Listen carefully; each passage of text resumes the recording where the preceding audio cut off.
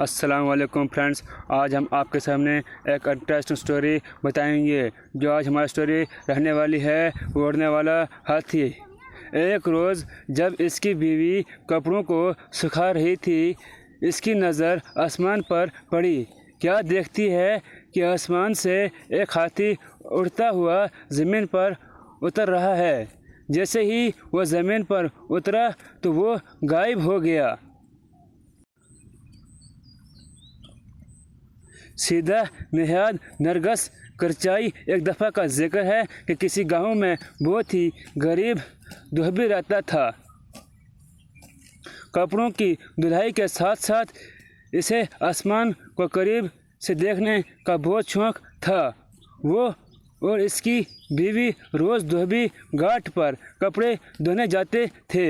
ایک روز جب اس کی بیوی کپڑوں کو سکھا رہی تھی، اس کی نظر آسمان پر پڑی۔ کیا دیکھتی ہے کہ آسمان سے ایک ہاتھی اڑتا ہوا زمین پر اتر رہا ہے۔ جیسے ہی وہ زمین پر اترتا وہ غائب ہو گیا۔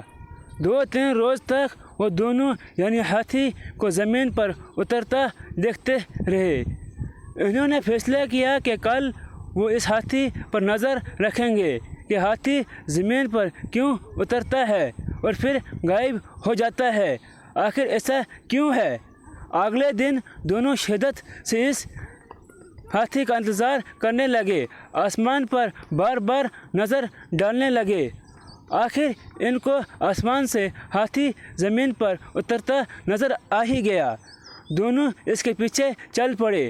ہاتھی گنے کے کھیتوں میں گھس گئے اور خوب پیٹ بھر کر گنے لگا۔ ہاتھی کا پیٹ بھرا اور اڑنے کی تیاری کرنے لگا۔ جیسے ہی اس نے اڑان بھری، دونوں میاں بیوی نے بھی ہاتھی کی دم پکڑ لی اور ہاتھی کے ساتھ اڑنے لگے۔ ہاتھی آسمان کی بلندیوں کو پہنچا تو دھوبی کا دیکھتا ہے کہ ایک پہاڑ ہیرے سونے جواہرات سے چمک رہا ہے۔ یوں لگ رہا تھا جیسا کوئی اپنا خزانہ یہاں چھوڑ کر بھول گیا ہے۔ دونوں میاں بیوی کی آنکھیں کھلی کی کھلی رہ گئی۔ آخر ہاتھی پہاڑ پر اتر گیا۔ دونوں میاں بیوی بھاگ کر سونے پر ٹوٹ پڑے اور زیادہ سے زیادہ سونا اکٹھا کرنے کی کوشش کرنے لگے۔ رات کے بڑھتے اندھیرے سے پریشان ہونے لگے۔ انہوں نے سوچا کہ صبح ہوتے ہی وہ ہاتھی کا دم پکڑ کر زمین پر اتر جائیں گے۔ آخر صبح ہوئی اور ویسے ہی کیا، زمین پر اترے اور اپنے گھر کی طرف روانہ ہو گئے۔ ایک غریب دھوبی جو روز بروز امیر ہوتا جا رہا تھا، اس کو دیکھ کر سارا گاؤں حیران و پریشان ہو گیا کہ اچانک ایسا کیا ہوا کہ دھوبی اتنا امیر ہو گیا ہے۔ گاؤں کے لوگ دھوبی کے پاس آئے اور اس کے یوں اچانک امیر ہونے کا راز پوچھنے لگے۔ دھوبی ان کو کچھ نہ بتاتا۔ ایک دن دھوبی کسی کام سے شہر سے باہر نکل گیا۔ اس بات کا فائدہ اٹھاتے ہوئے ان کی ہمسائی دیوبند کے پاس آئی اور باتوں باتوں میں خزانے کا راز اگوا لیا۔ رات کو جب دھوبی واپس آیا، دیوبند نے سارا ماجرا بتایا۔ دھوبی کو اپنی بیوی کی اس حرکت پر بہت غصہ آیا، مگر اب بات ہاتھ سے نکل چکی تھی۔ صبح سارا گاؤں دھوبی سے مدد مانگنے آ گیا کہ وہ ان کے ساتھ کھیتوں میں چلے اور ہاتھی کے ساتھ خزانے تک پہنچانے میں ان کی مدد کرے۔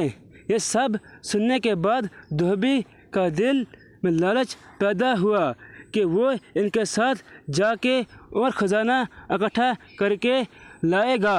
یہ سوچ کر وہ ان کے ساتھ جانے کے لیے راضی ہو گیا۔ اگلے صبح سارے گاؤں والے کھیتوں کی طرف نکل گئے اور ان کی آسمان پر جمائے بیٹھے تھے۔